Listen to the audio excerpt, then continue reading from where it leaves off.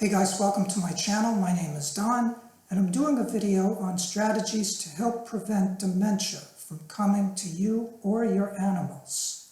I'm not a doctor and I'm not a veterinarian, so please check with a professional before considering these strategies. But guys, I do know people who have had dementia. I've had a dog that had dementia. I've done a lot of research on this, so I have a lot of experience with it. And I'm hoping this something I share will help you or a loved one. So guys, a lot of the research I've done talks about these molecules that build up in the brain.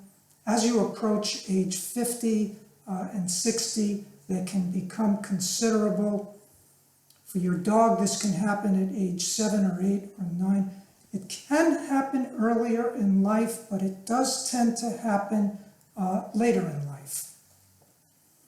Once we get these molecules, I do not believe we can get rid of them, at least according to the research I've done, but we can slow down the buildup of more. And that's where we can delay dementia from coming our way. At least it is believed we can. And there's a number of things we could do, guys. One of them is exercise.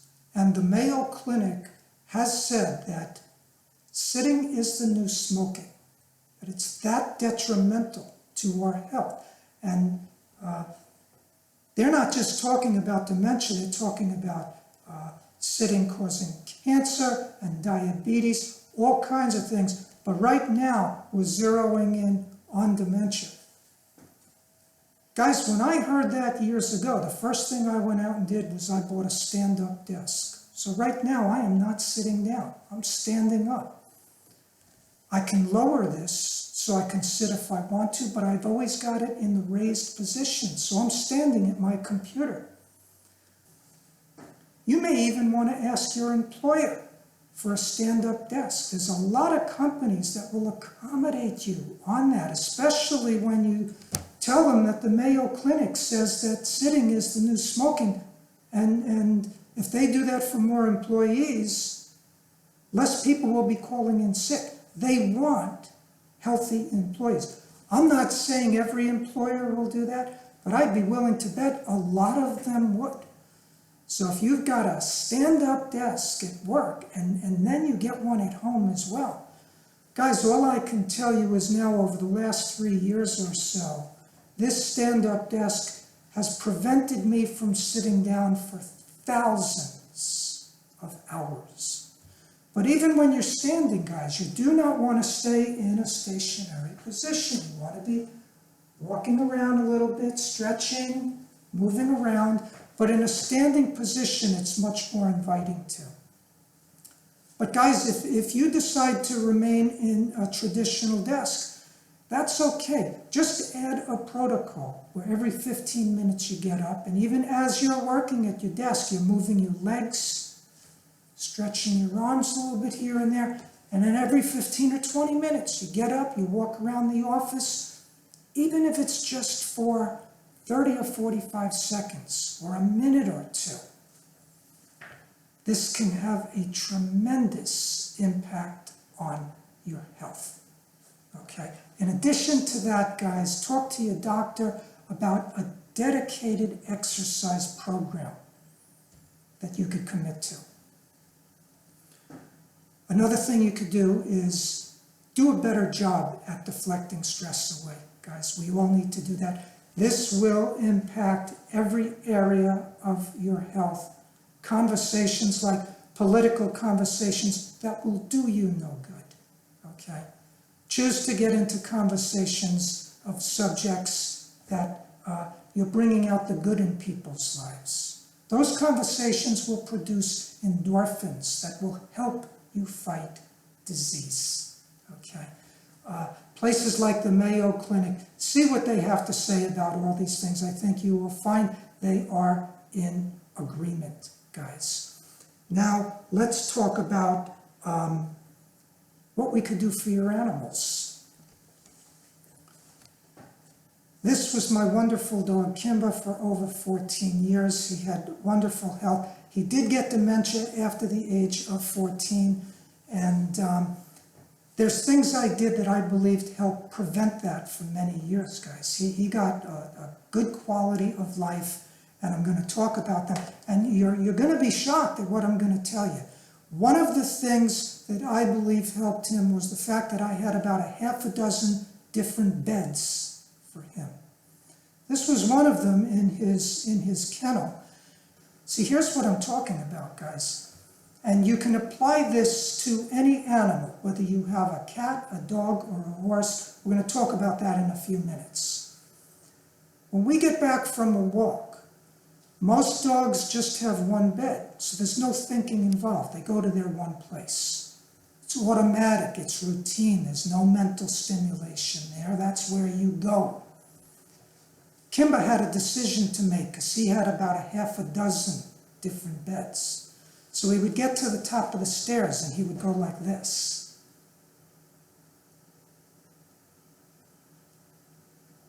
What was he doing? He was looking back and forth at the different beds that he had, thinking, which one of my beds do I want to go to? And sometimes, guys, it would take him 2 or 3 minutes, and I used to love watching him. He's looking at that bed, then he's looking into the bedroom, and he's thinking, oh, okay, it's quieter in the bedroom. If I go in the office, I know Don's going to be working in there. If I go out on the porch and walk through the sliding glass doors, I know there's a whole different environment out there on the porch. Mental stimulation, this is enrichment in his mind. This is helping the neuroplasticity, guys. It's helping his mind expand. Very healthy for him for many years. So think about it. I'm walking him at least 6 times a day. On each occasion, he comes back from his walk. He has to go through that whole mental exercise again of, which bed? Do I want that one? Do I want that one? This is very healthy for him, guys. Each room has a different window for him to look out of, a different perspective on life. I have seen him go to different beds and look back and forth, and I've seen him go onto one bed and sit on it for a minute and then look at the other one and walk over to that one and sit on it for a minute, and you can see him, he's thinking. He's thinking about it, guys. Dog that only has one bed, there's nothing to think about. There's your bed. It's enrichment. Now, guys, even if you have a horse, they have these large rubber balls that are like 3 feet wide that the horses kick, and then they go chase it, and they're having the time of their life. No matter what animal you're having, guys, check with the professionals. Get onto the internet and see what other people are doing for mental enrichment. Okay? I'm just looking to point you in the right direction, guys. There may be many other things you find out about that I didn't even bring up. Okay?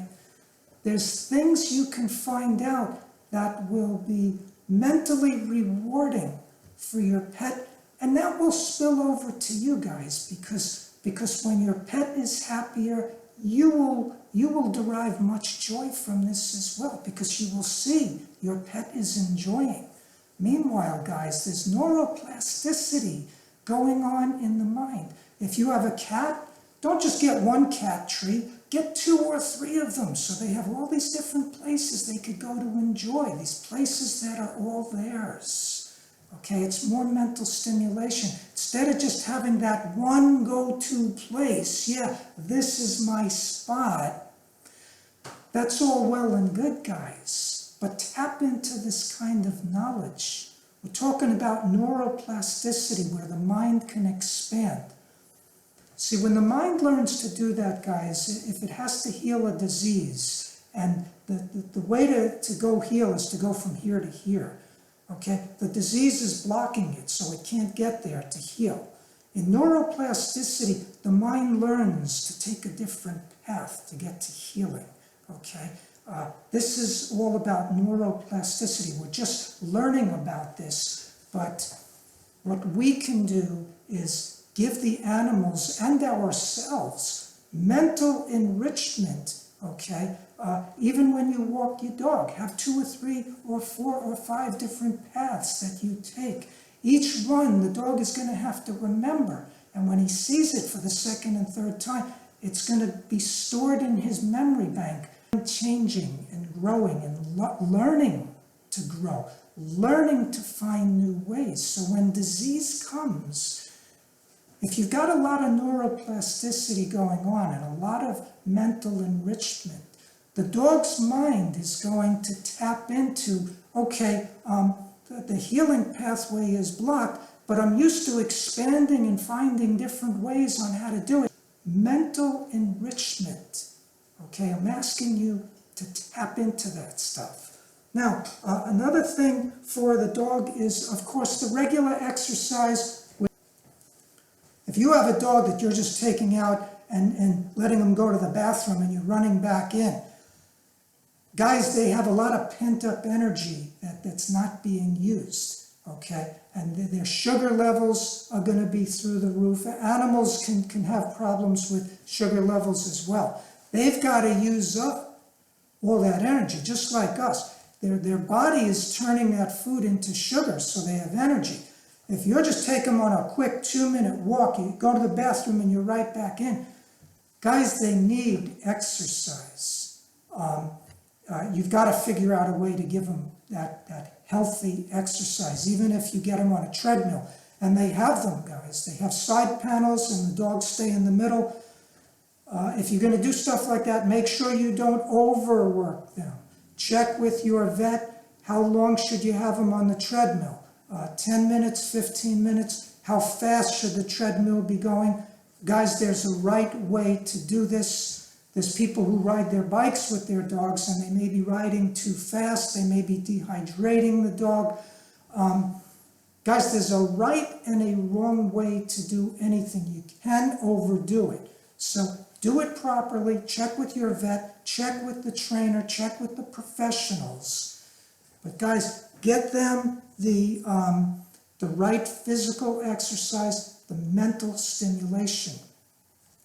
Now with Kimber, when he got the dementia, usually when he would see me with the leash, that leash was a visual cue, and he would know automatically to get up, let's go outside. Seeing the leash no longer meant anything to him. But then what I would do is I would walk over to the door, and he would know, oh, okay, we're going to the door. For a while that helped. But then that didn't mean anything to him, so he stayed down. I'd put the leash and collar on him, I'd go to pull him to get up, he wouldn't budge. So I'd walk up to the door, okay, let's go. Now that didn't work anymore. But then when I opened the door, oh, that was a visual cue. It triggered his memory. He saw the door open, then he would get up. So this gave him more time. Then that stopped working. But then when I opened the door and he saw me walk through it, now it triggered another memory. So there's different things you can do, these visual clues, to help trigger the animal's memory. Whether it's a cat, a dog, a horse, any animal, guys, speak with your vet, get on the internet, do your research, tap into the knowledge that's out there, guys. But I'm a very big believer in an ounce of prevention is worth a pound of cure. So guys, don't wait for it to happen. Be proactive. Get them onto the road to health. This will help them be happier and healthier. It will help you be happier and healthier. If this video helped you, I hope you will click on the like icon. Subscribe to my channel.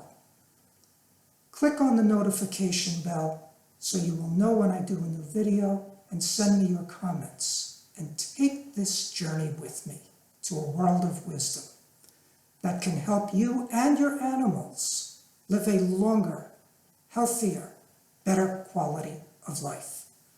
God bless, and be well.